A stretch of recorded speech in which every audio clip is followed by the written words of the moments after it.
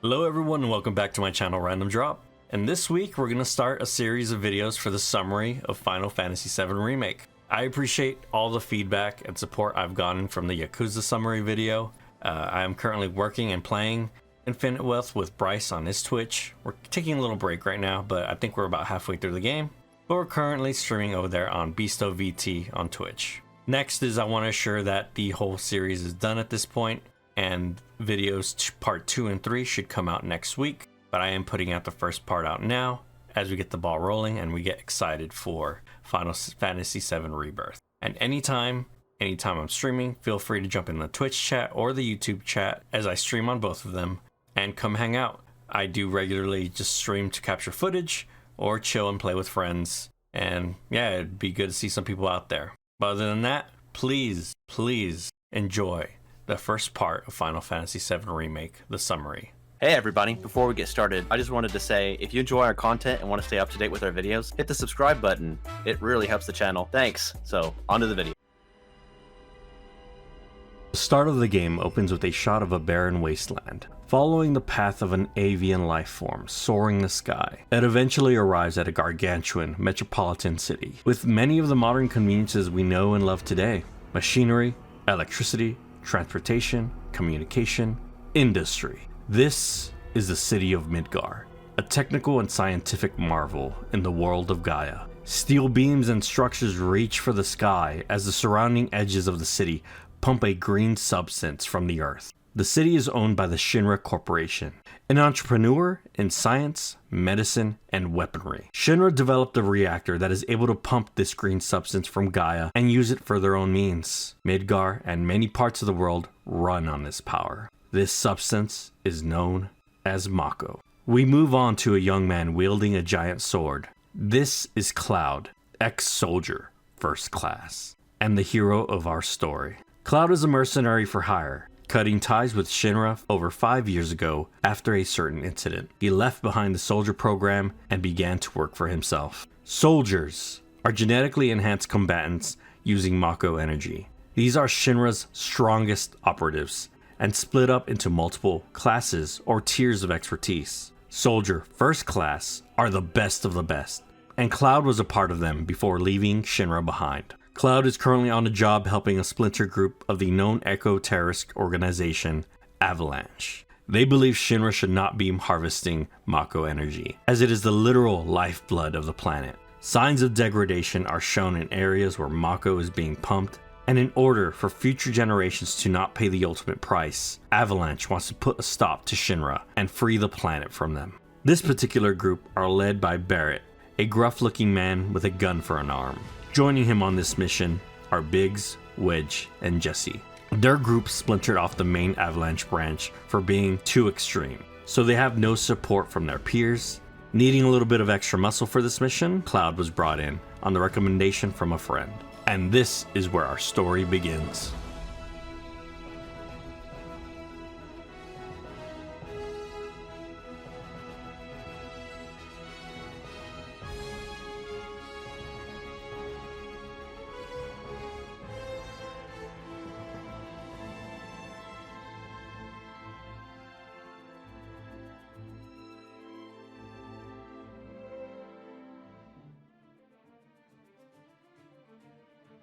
The mission begins with the party breaking into Mako Reactor 1 from the train station. Barrett does not take kindly to Cloud, as he is an ex-Shinra guard dog, and does not truly believe he has shed his loyalties to his former master. Cloud is cold to Barrett and his crew, as he clearly states he is not here to make friends, and only in it for the money.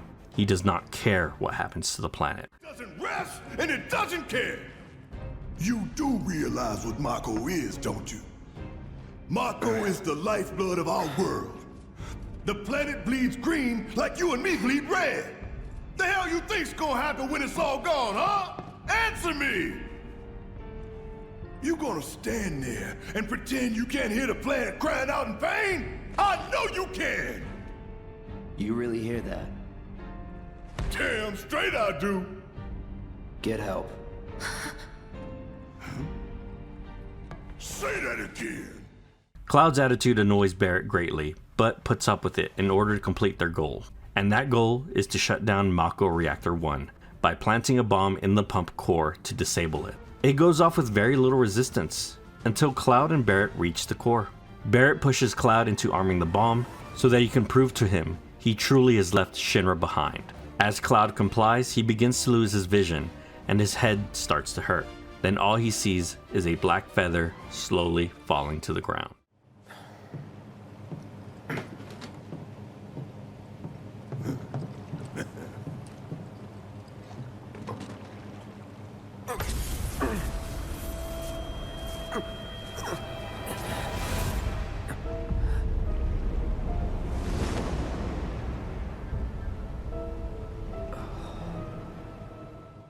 Suddenly, the two are attacked by a large robotic scorpion, sent in by Shinra to defend the reactor.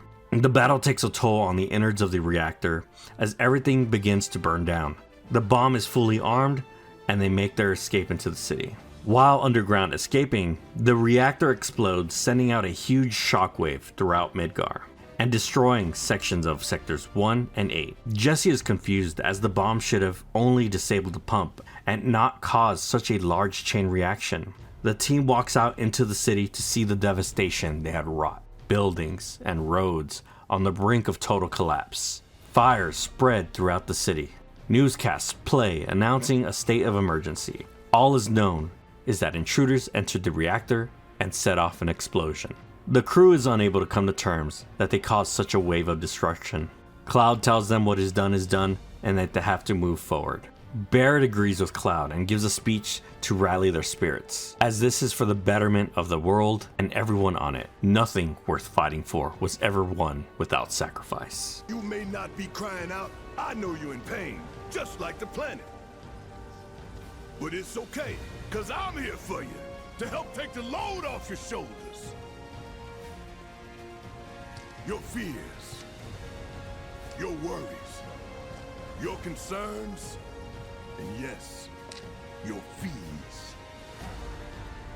Whatever your I got you. So, what's our next move, boss? That's easy enough. We get our asses home.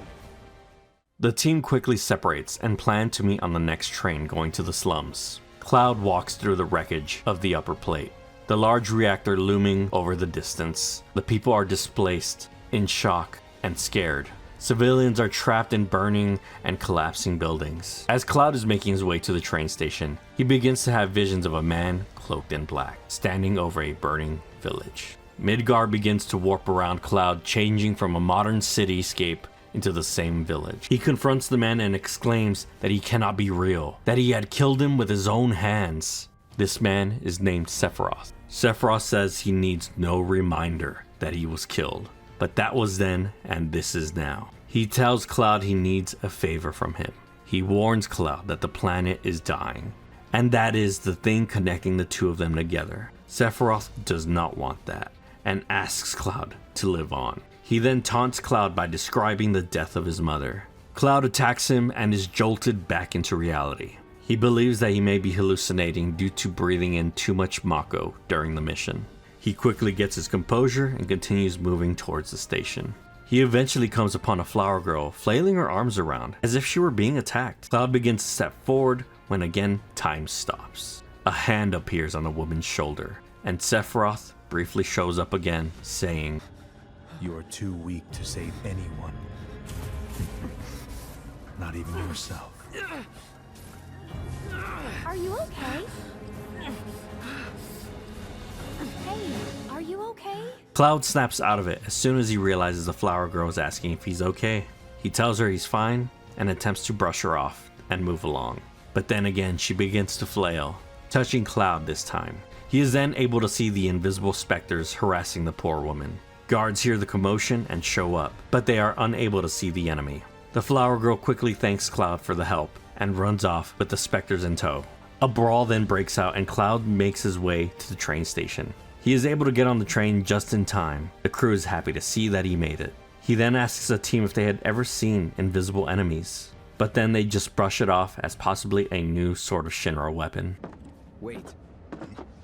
Got a question for you all. What? Ever been attacked by an invisible enemy? What? Wearing robes. Came and went like the wind. Thought they were invisible. They were, at first. Only saw them after she grabbed me. A new Shinra weapon, maybe? More like a panic-induced hallucination. Never mind. Forget I said anything. Suit yourself. Come on, let's move up. The team arrive in Sector 7, where their home base is located, a bar known as Seventh Heaven. This bar is run by a childhood friend of Cloud's, and Avalanche member Tifa. You made it. Where'd you get that? I can't remember the last time I saw a real one. Huh? How sweet. When did you get so thoughtful? Guy can change. Has been 5 years. Huh? I need to talk to Barrett. Right. Come on in. The mission complete, Cloud is yet to be paid. Before he can confront Barrett about it, he accidentally scares his daughter Marlene. Barrett gets annoyed with Cloud and tells him to get away from his daughter. Being preoccupied with his daughter, Cloud brings up his grievance with Tifa, who asks him to meet him outside, where she leads him to an apartment he can stay at while he's in town. She then mentions to Cloud that they can only pay him 500 of his 2,000. The rest would have to come from tomorrow after payments are collected from their filter business. Cloud agrees to help Tifa, and the two spend the next day together exploring Sector 7. In the middle of the night, Cloud hears bumping and groaning in the next room over. He opens the door and begins to hallucinate Sephiroth lunging at him. Cloud is about to attack, but Tifa comes out of her room and yells at Cloud to stop. The hallucination touches Cloud again, giving him another vision. A group of black cloaked figures walking through a wasteland, whispering to themselves.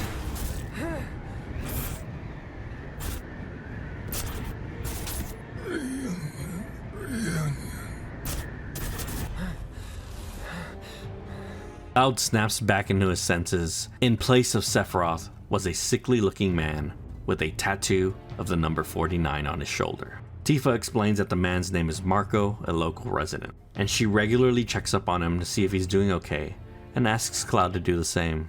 The next morning, Cloud and Tifa meet up to explore the town and collect Cloud's money. As they are collecting, she suggests Cloud should do favors around town to build up his reputation, as currently no one's going to hire a mercenary they don't know. The two spend most of their day doing odd jobs around Sector 7. Tifa, my dear girl. Oh, what's he doing here? Working? Be nice. Cloud's helping me with collections.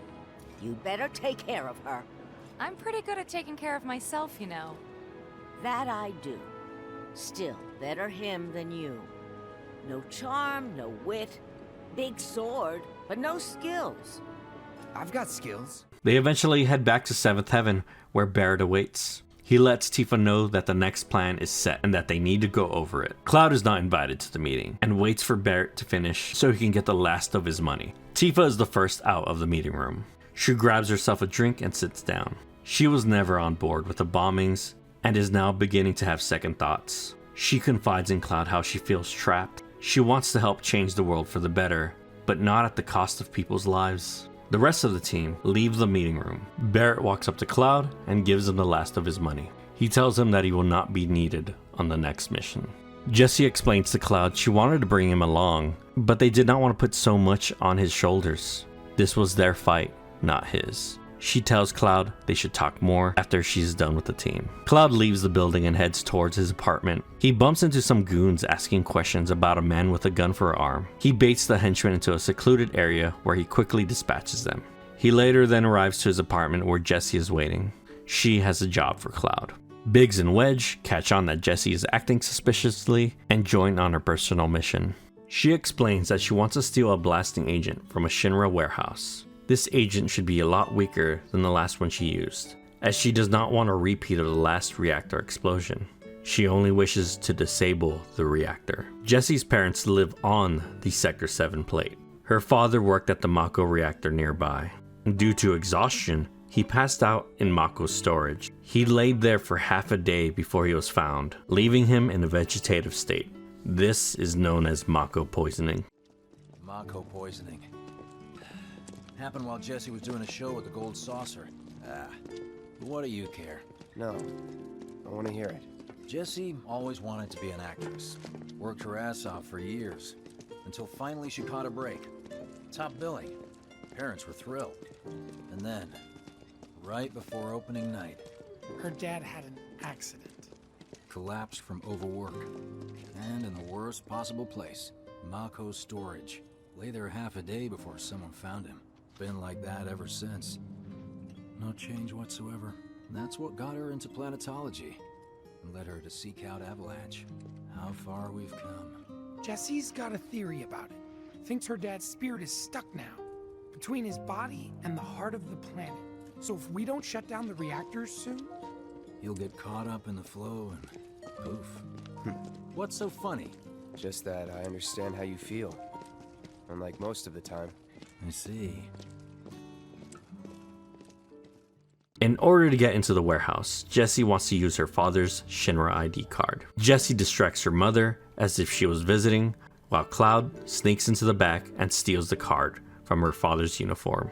They then head to the Shinra base. With Cloud, Biggs, and Wedge's help, the group is able to distract the Shinra guards while Jessie snuck in to steal the blasting agent. They then head back to the slums via parachuting down to the bottom. Cloud heads back to his apartment where Tifa comes knocking. She asks if Cloud would be leaving anytime soon. He tells her that he has this friend who's in trouble and that he had made a promise a long time ago that he'd be there for them. Cloud is referencing a promise he made to Tifa in their childhood before he left to become a soldier. She had asked Cloud to come back if she was ever in trouble. Tifa expresses how good it feels to have Cloud back in her life after so many years, and that she will see him tomorrow before she leaves for her mission. The next morning, Cloud awakes to a commotion. The sector is being attacked by the Black Phantoms from earlier, but only now everyone can see them. The Phantoms surround Jessie and Barrett in front of the Seventh Heaven. Tifa and Cloud make their way towards them, being pushed back by Phantoms at every turn. Once they arrive, Jessie is jumped by one of them and taken down. The Phantoms quickly begin to disperse and scatter. Everyone is confused on what just happened. Barrett believes it may be a side effect of the Mako reactors, blaming Shinra. Guess I shouldn't be surprised, though. Never can tell what weird shit'll come crawling out of the scrap down here. It's those reactors, I'm telling you. It hurt?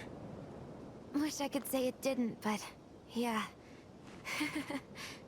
Cloud walks up to Jessie and notices her leg is significantly hurt and carries her into the bar. She is now unable to walk and is no longer on the mission. Cloud takes her place in her stead. The team of Cloud, Barrett, and Tifa get on the train to Sector 5. The plan is to ride the train using fake IDs, and from there, they would have a straight shot to the reactor. Things do not go according to plan, as the train is raided by Shinra bots after the IDs fail the scan. The team jumps off the train and are stranded between sectors. Barrett thankfully had multiple routes planned in case of failure. Cloud and company travel through the underground sections of Midgar's plate until they reach their destination. Biggs is waiting there, already scouted the location and with their gear in hand. They enter the reactor with little to no resistance. Before Cloud is able to arm the bomb, his head begins to ring, and again he has a vision. This time of Tifa crying over the body of a man.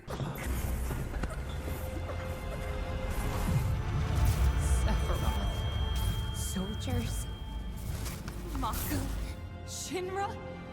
I'm sick of this. I'm sick of all of this.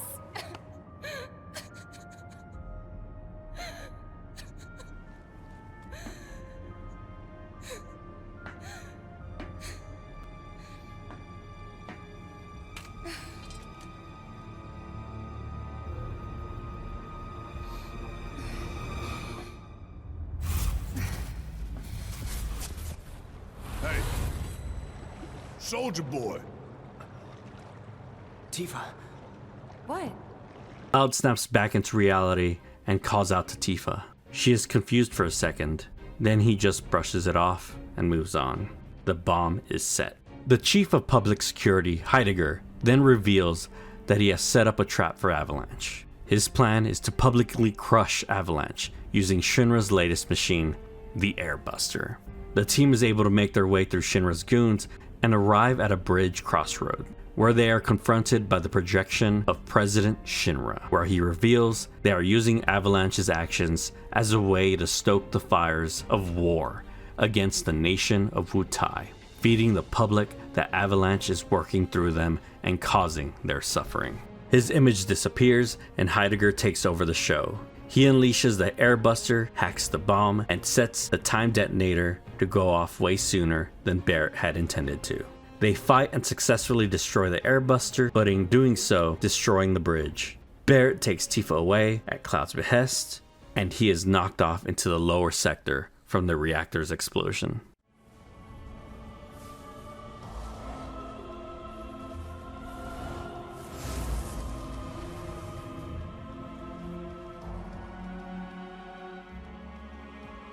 Hey, buddy. You okay? Yeah. Made it through with just a couple of scraped knees back then. Back then? What do you say? We doing this? Have we? Never mind about that. Right now, you need to focus on yourself. Move something. Anything. Why not? Good. Easy does it. Slow. And steady. Yeah.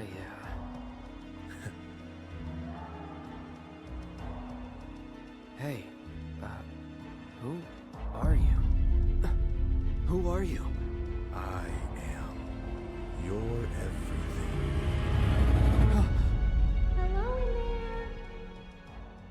Oh, Cloud. There's still so much to be done.